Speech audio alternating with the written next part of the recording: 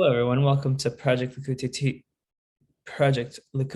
Torah, Daf Lamed, Daf 30. We're on the third ice of the first mimer of Baal Yisra, and we're talking about the different types of ahava of Avraham Avinu and of Aharon. Very gishmak.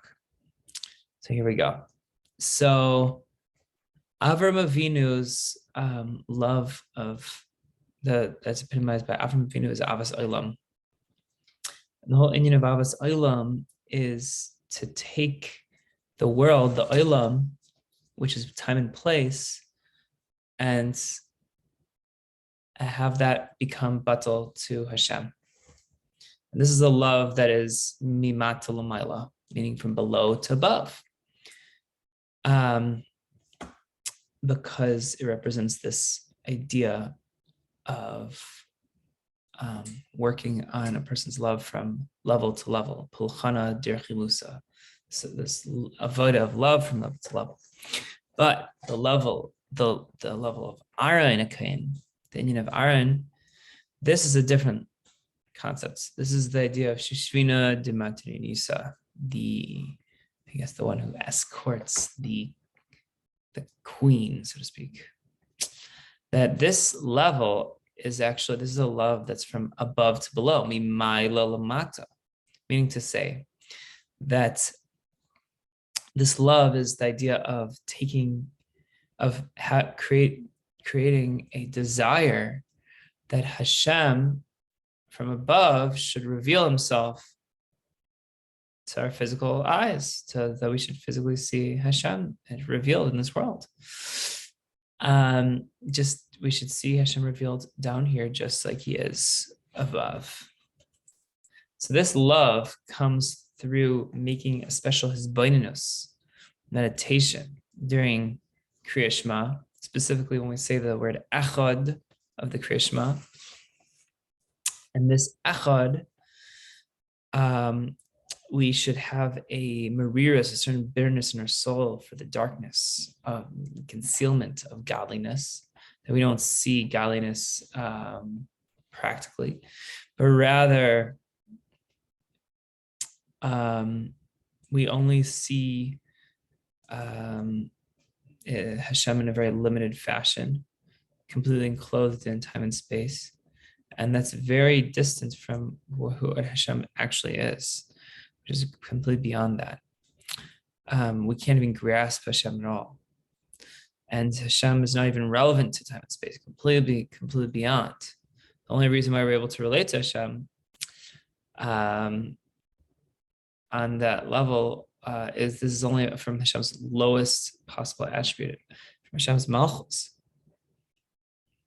So that's from Hashem's malchus, the only time, the only way that we can relate to Hashem in this galus, in this exile, Hashem within time and space, because that's why we say that Hashem is melech, malach, himlech, that Hashem is king, was king, will be king within the framework of time. That's the only way we can relate to Hashem right now. So we're kind of disappointed that we want to be able to relate to Hashem and see Hashem revealed on the highest levels. It's written, Malchus kol olam hi memshaltcha kol der v'der. We say in the Ashrei every day in Tehillim, that what does it mean, olamim? That Hashem's kingship is for all worlds. That refers to time, because physical space. Olam is a space. Der v'der represents time. So Hashem's malchus penetrates time and space. And that is specifically through malchus and his memshala. However, his essence is very distant from the way that we can perceive Hashem currently. And because of this, our soul becomes very embittered by the fact that we're so far from Hashem, kivyachol, and we're such a low madrega, very, very, very far from Hashem. So therefore, and we use this this distance from Hashem to our advantage, because then we can cry out to Hashem with the greatest pain, to ask Hashem, please illuminate yourself, illuminate your light of Shem Havaya, and illuminate this darkness of Gullus, which completely separates us from you. As it says in the pasuk, "Mili v'shamayim v'imcha lechafatzti ba'aretz kol asheru levavi tzur levavi v'chelki elokim la'olam." Specifically, v'chelki elokim la'olam, that meaning to say that this revelation of godliness, we're asking Hashem that this godliness is revealed specifically in this world through our avodah of Isus Sata, with this bitterness and crying out to Hashem. This will cause an Isuruso de Le'ela, arousal from above, that will arouse this spirit from above to reveal Hashem's glory, and that we will physically be able to see. It says in Yeshaya, "Nigla k'vayda vayvera ochol basar, ein ba'ain," meaning to say that just like from above to below, this world is considered as absolute nothingness before Hashem, so too from below to above, we should see the world the same way Hashem sees the world, as absolutely, completely nullified to Hashem's existence. And so this is this level of Aharon HaKohen. Aharon, the letters Aharon, is the same letters of Nir, Nun, Resh, Aleph, Hey. Aharon is Aleph, Hey, Resh, Nun, same letters. Nira means it appears, or it's apparent. As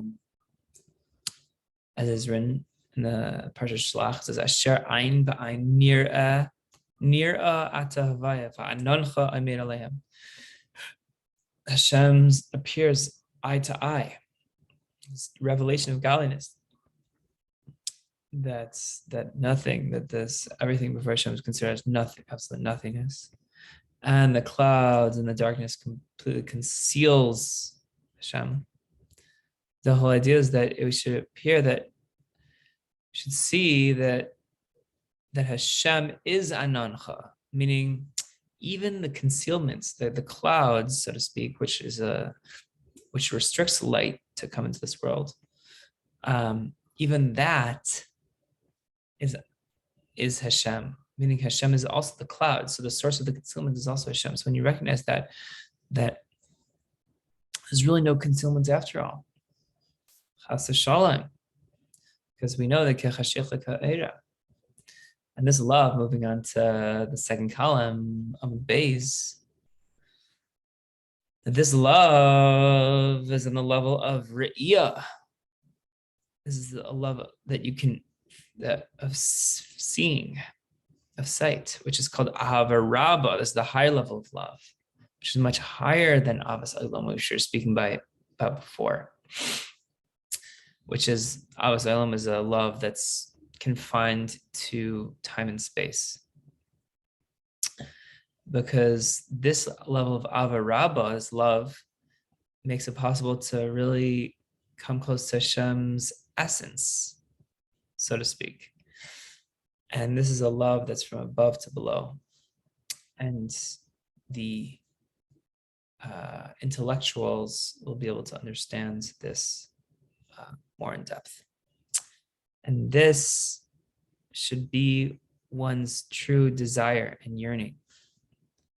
That, as it says in Shir Shirim, Aza Chamaves Ava, that the love is so powerful and strong, it's as strong as death, meaning strong like fire. It's very burning, very fierce, strong love. Rishafer Rishpe Eshal Heves Ka, in continuation of the Shir Shirim, that we'll have this revelation of godliness, that when the darkness covers and conceals, and over Hashem's holiness, when we see that there's all this darkness and concealment, our soul becomes very embittered, and that generates passionate, fiery, intense love. So we want to be one with Hashem and see Hashem's revealed here. And moving on to Ois Daled. Now we can understand that in davening we say Slach lanu, ki chatanu. We specifically ask Hashem for forgiveness only after Kriya Shema, because Kriya Shema we receive Hashem's kingship, Ol Malchus Shamayim, and we also accept the mitzvah to love Hashem. And perhaps the idea is that first, once you reach this higher love of Hashem, then you can move on to this highest level of Yira. Now it says in Tehillim, so Avoniseihem, there's is, I guess, iniquities. Pshayim are also transgressions. They're both transgressing the will of Hashem, but Pshayim is actually worse transgressions. Why? Because much easier to do tshuva from avonis, just fast and do tshuva. A pshayim, there's someone that is a pesha, that does pesha, pshayim, those people are actually rebelling against Hashem himself. So, but here in this pasuk in Tehillim says avilimi derech pisha, meaning to say that they're not actually rebelling against Hashem yet. They're avilim right now. Rather, that they are on the derech pisham, they're on the path towards rebelling against Hashem. So therefore, since they're on the path that can lead to pesha and rebelling against Hashem, right now, so therefore they have to make sure they're not avilim, which is the idea of prikasol malchus shemayim. Once you take off that yoke of heaven, even though you're not actively rebelling against Hashem, it's only a matter of time. So therefore, one has to make sure to put that yoke of heaven back on one's shoulders, and really through the love of Krishna, the Ahava, through Krishna Shema, with all the kavanas of Kabbalah Malchus Shemayim, then we can get on the right track. That specifically when we are Mayrich be'achad, it's brought down in Nigla, in Gemar Brachas, that the word achad should be extended. We should say that extra long, presumably because of the kavanah that we need to have in the achdus of the Eibishter. Through this, we reach, through this tapping into Hashem's achdus, we can reach this vahavta, this love of Hashem, in order to desire in a revealed sense this godliness, that we should not have this darkness conceal us from Hashem anymore. But in the meantime, when we do see this concealment and darkness, we get very embittered. And we understand that there is chait and pesha, there is an iniquity and sin. And through this darkness, that's why once we recognize the darkness and of what we've done, specifically through the Shema Yisrael v'Elokim v'Echad, that illuminates, that shines light on our iniquities and our vahavta, and coming to love Hashem, and we recognize, then it's almost shining the light on our iniquities and our failings, our misdeeds. Therefore, during Shemona Esrei, at that point, we're like, wow, I really messed up. So now I can say, Slach lanu, Hashem, please forgive us for our iniquities. However, it's not enough to have this bitterness from his beinanus during Krishma and davening. It's not enough just to do it at those times, but rather that one needs to establish special times aside from Krishma and davening and tefillah and Shemona Esrei presumably, to actually create this, to have this merirus session, so to speak. And the time that the Alter Rebbe suggests for this is tikkun chatzois, special time to practice your avodas and merirus. And this is what it means that b'zachrenu es tzion. This is a b'zachrenu es tzion is from the pasuk in Tehillim. But it's also part of the nusach of tikkun rachel and tikkun chatzais. That's tzion is actually the nekudas malchus shamayim, as it will be explained in another place. Through this merirus, we merit this gilui elokut down here, as we explained earlier. So, v'hine. Now this causes this reward for mitzvah. We know that it's schar mitzvah. The reward for a mitzvah is the mitzvah itself. The Torah and the mitzvahs draw down the revelation of godliness down here below. And this is what it means. V'haisa li dimasi lechem yomim v'loila b'mar elai kol hayoim elokecha. Pasuk in Tehillim, and also part of the nusach of tikkun chatzais, tikkun leah. What does this pasuk mean? That through the crying, through the tears and the bitterness, we merit lechem, which is the bread, which is Torah, it alludes to Torah. Because it says in Yehoshua, V'gisa by yaimon v'layla. That because of this bitterness that a person establishes, that person establishes in his soul, once a day, to have this merirus, is able to cause a hamshacha, this drawing down, this revelation of godliness on the entire day. But how do we practically implement this hamshacha for the entire day? It's through Likkutei Torah, which is the lechem yomim v'layla. It's not the case im yasim elav liboy. If you only put your heart towards this avodas merirus only during davening, then it's a shasa kosher l'mayla. So it is a very proper time to have this merirus, but it's not enough.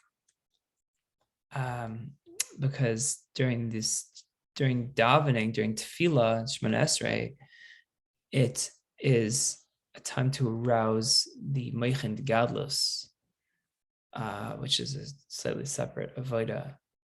But after davening, you have kol hayom, meaning which is the Torah learning that you're able to draw down the entire day. So just to summarize, in this paragraph, he's explaining that the tefillah and the Torah have to accomplish two separate things. The tefillah is meichen galus, and the Torah is being mamshech, the dimma and the merirus into the entire day. So this is what it means in the Tehillim. Ba'amram elai kol hayom elokecha, meaning to say, Aye kol hayom elokecha. Say, where is Hashem all day? Meaning, you say, where are you, Hashem? You say that, but you said kol hayom, meaning it's not enough just to call it Hashem during davening, but rather the davening is the initial initial catalyst for which all of the rest of the Mshacha comes, which is through the Torah learning, which is the Lechem Yom V'Layla. When that is the revelation of godliness. And this revelation is only after the mariros that one has in their soul from being very distant from Hashem. Because without feeling distant from Hashem, he still remains down here below. And therefore, we have to first have these tears of dimasi, these tears in real supplication before Hashem, before we can then move on and draw it down and apply the Gilui into the world through our Torah study. So now moving on to Ois Hey, we continue. V'hinei al derech zeh, that through this inyan of Haisa li dimasi lechem, and this inyan, how through the bitterness, davka, through this bitterness, we're able to draw down this higher level of love, which is avarabba. This is the love that Aharon had. For Gilui Lamata, ein ba'ein nira, that all this is a preface to explain and to understand and to perceive this inyan of hadlakas neres b'shemen, of this whole concept of lighting the menorah, specifically lighting the menorah with oil. And this is all connected to the Parsha, obviously, and the mimer as a whole, ba'aleischa neres, kindling the menorah in the mizbeach, sorry, in the Mishkan. But because just like the oil, we first crush kasis lama'er, and also specifically, not only is the crush, but specifically from olives, and these olives are bitter, so too the kindling and the hamshacha, the love, which is krish pe'esha heves, this love like burning flame of fire, comes from this level of seeing, in order so that we desire godliness through this level of crushed olive oil, meaning to say that through shiflus recognizing how low we are, that we're shval ruach, and like it says in the mimer, b'nafshi ka'afla kil tia, in the pasuk, specifically being like dust and having that humility, just like a crushed olive has. That is specifically through having that humility of feeling crushed, and that is what helps us bring about the light of the menorah, makes the fuel for the flame. But through his baininus and shiflus, the shiflus of the nefesh, how it's descended so low, and how makom and zman are so distant from the light of Hashem's countenance. With this, we will become very embittered and help our neshama shine and reveal the godliness of this lofty avarabba. The inyan is, we have a pasuk in telling us, says, Kashem and atoiv al areish yered al zakans kanaran yered al pi midoisav. Pasuk in Tehillim. Explanation of the pasuk is as follows: the zakan Aharon, the beard of Aharon, is specifically the beard of the Kohen Gadol, Dikna Dekana Rabbah. And this is the level of the hairs, Cyrus, Sa'arot, represents the halachas of the Torah, which are called Kfutsoisav Taltalim, Pasuk in Shir Shirim, Kvutsoisav taltalim are locks of hair, but Mefarshim explained that alludes to locks of Torah halachas, which is hamshachas of gilui elokus from above to below, with infinite levels of his chalkos, because we know that even though we have a very specific number of mitzvahs, 613, nevertheless, the practical application of these mitzvahs, including, the offshoots, etc., it's ad infinitum. The levels and ways in which the mitzvahs and Hashem's ratzon can be practically applied in our everyday lives. And this, we have this level of shemen hatov, this good oil, which represents chachmei, God's wisdom, which is drawn down upon this Kohen Gadol, this of Aharon. Now, there's a very beautiful parenthesis which explains more Kabbalistically the idea of hair and where it comes from and how it's drawn down in spiritual terms.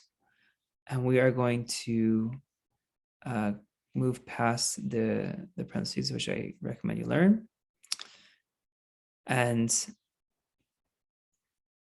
just summarizing Ice Hay, we're talking about the crushed oil generating a certain sense of bitterness, just like olives are bitter, but that is really for the good, because it creates the oil, which creates the godly revelation, where there's the flame. And that's good oil that comes pouring down on the Kohen's head and hair, and then able to be drawn down into the halachas of the Torah. So now moving on to Vav, Vihine, behold, this level of oil is called, it says in Parsha Tisa, it says, Shemen Mishchas Kodesh, Mishichusa de Kodesh Ilah. This drawing down of the supernal holiness. Now, this is a really beautiful concept that we know that there's this idea of Kodesh or Kadosh without a Vav, and there's Kadosh with a Vav. So what's the difference between whether the word Kodesh or Kadosh has a Vav or doesn't have a Vav? So we know that in Seder Shtalshalos, it's impossible to draw down the level of Kodesh in the most literal sense through Seder Shtalshalos, because even all the mshachas and all the supernal worlds, they are from this level of Kadosh with a Vav, because Kadosh with a Vav is the mshacha. But even this level of Kadosh with a Vav is still Kadosh in the sense that it's literally means Kadosh means separate. So it's still very separate, this world. And moving on to, just continuing on the next column, Amud Daled of Daf Lamed. Now, however, through the Torah, which is called Shemen Mishchas Kodesh, Mishichusa de Kodesh Ilah. This is Kodesh without a Vav, l'chera. The Torah is mamish hamshacha of Chakim v'chachmei dia, which is this level of Kodesh mamish, which descends as nimshach, this level of Saris, specifically through the hairs of the head and of the beard, which are the halachas. Therefore, we bless Asher Kiddishanu b'mitzvosav, specifically Kiddishanu b'mitzvosav, that the Kiddishanu, that Hashem sanctifies us, that we become this higher level of Kodesh, supernal holiness, Anshe Kodesh tiyunli, become a people of holiness, but holiness means separateness. Kodesh, in the sense that we're separate. Now, therefore, Asidim tzadikim she'emir lifneim kodesh. Lasid lavo, the tzadikim. The tzadikim will be called kodesh, holy. That the kodesh is that which we draw down from this level of kodesh without the vav. Kodesh without the vav. And then it goes down into kodesh with the vav to cause them shacha. And this is how the angels draw down this level of kodesh with the vav from the neshamas that are called anshe kodesh mamish. In the most literal sense, they're called holy men, the kodesh without the vav. Now, behold, this hamshacha from this level of kodesh mamish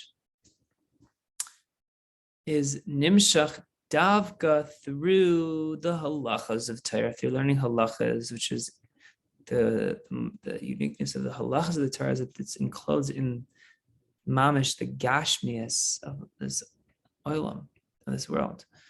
And that's not the case with regards to the higher worlds. You don't have the halachas of the Torah mamshach there. So it is similarly explained in another place, a mashal for this, and that which the intellect illuminates through speech, that's something that's ruchni. And it's only an illumination of the intellect, meaning it's not the intellect itself. When I'm thinking something, intellectualizing, and I am able to speak what I am an intellectual thought and put it into words, it's only a ha'ara of the seichel. Therefore, in the drop of gashmius that's enclosed in the atzmius chachma mamish, and through this it can be understood how that through the halachas of the Torah that's in gashmius, it's drawn down this mishichus of the kodesh alien mamish, and that which is above seder shalshlos, as we explained above, and beholds Sefer Dekra Asher Pimi Doisov. In fact, the end of the pasuk can tell him that it says that the oil that's poured on the beard over the head and drips on the beard of the Aharon descends according al Pimi Doisov. This means that should be revealed the midas of a Kodesh Baruch Hu, the emotional attributes of Hashem, and his love of Hashem from above to below, and not like the attributes of humans, of flesh and blood, from below to above, with the thirst, etc. Rather, it should have this revelation of godliness down here below, just like it is above, literally, through Torah and mitzvahs, because Torah and mitzvahs is the hamshacha of Hashem's midas, which are the Yud Gimel Midas Rachmim. Similarly, as written in Mina Yikra, the explanation is that through this level of shaman, of oil, it's nimshach nikra, the nikra, and it's called this level of yamin, meaning the oil will be called yaminoi, from the right, from its right. So what does this mean? What does the right side represent? This is the ahava rabbah, of the ahava of a Kadosh Baruch Hu and his ratzin. And that's what we're being mamshach through this shemen that's your midosef.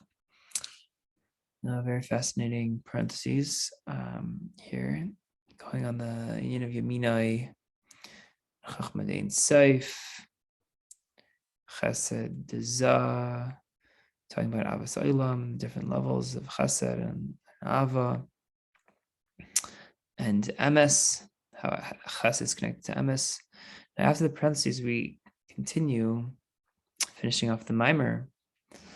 Through Torah mitzvahs, which is the will of Hashem,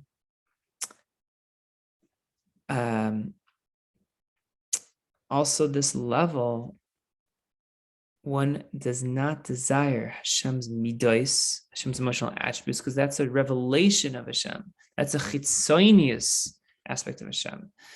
As our sages say, that one who says that I only have Torah, nothing else. Our sages say that even Torah he doesn't have. Rather, Yasim Elov Liboy Ruchoy V'Nishmasai Elov Yasoif. Meaning to say that the whole inyan is that it is not enough to just have Torah, because we want to have Hashem's essence, his pnimius, not just his chatzenius midas, but we want, like in Eoiv, Hashem says that theoretically, if Hashem wanted, he could return his nishmasai and to stop completely and return back to Hashem's essence. So that is what we really want, which is Yasim Elov Liboy, to request Hashem's pnimius ratzain, which is the source and life force of all the emotional traits of Hashem. Now, after the parentheses that analyzes the word elov further in the context of Yigam V'Srachim. Now, this is what means el mul pnei hamenorah in the Parsha, in our Parshas Ba'aleischa, that the lighting of the menorah of the candles was el mul pnei hamenorah, meaning to say, why does it use the expression el mul pnei hamenorah? The idea is that it's pnimius ratzon elyon, which is this level of mul pnei hamenorah, this innermost supernal will, meaning to say that pnei hamenorah is the will of Knesset Yisrael. However, mul pnei hamenorah is the level of panim elyonim, which illuminates this level with the light of the countenance of the living God. It says in Mishlei, Ba'or pnei melech chaim. And through kamaim apanim lapanim, it says in Mishlei, just like water reflects the face, so too the heart of man reflects man. And the inyan of Yara via Panav Elacha and Berachas Kani, so Isa via Panav Elacha, this represents the revelation of Pnimius Ratzon Elyon, which is drawn down and illuminates Mul Pnei Hamenorah, facing the Pnimius, or the Panim of the menorah. And Aharon, which is the Kohen Gadol, would ascend the steps of the adjacent to the menorah, and light the candles, which represents the neshamas of the Jewish people, that their hearts should be mechuvan to the Ein Sof Baruch Hu Mamish, which is this level of mul pnei hamenorah, in the sense that they should illuminate these 7 candles, so to speak, the 7 lamps of the menorah, which represents the 7 levels in the neshamas of the Ovdei Hashem canal, those who serve Hashem. Now, to summarize this last chapter and summarize the mimer, as we conclude here, that the oil is called Mishchas Kodesh, which is from above, which is much higher than the level of Kodesh with the Vav. Because Kodesh without the Vav is completely separate, not even related to this world. Therefore, it's not able to draw down, not able to be nimshach to the world. But it's only able to be nimshach on the beard. So the beard is the halachas of the Torah. So that's how we're able to draw down this very lofty levels that normally wouldn't be able to be nimshach. Specifically, descends al pimi doisav. And nevertheless, it needs to be im yasim elav liboy mul pnei menorah, that we have to recognize that the whole purpose is to tap into Hashem's pnimius, and that is what we're accomplishing through learning halachas of Torah, in the mitzvahs, and lighting the menorah. Have a most wonderful, wonderful day. Look forward to learning with you next time. Take care.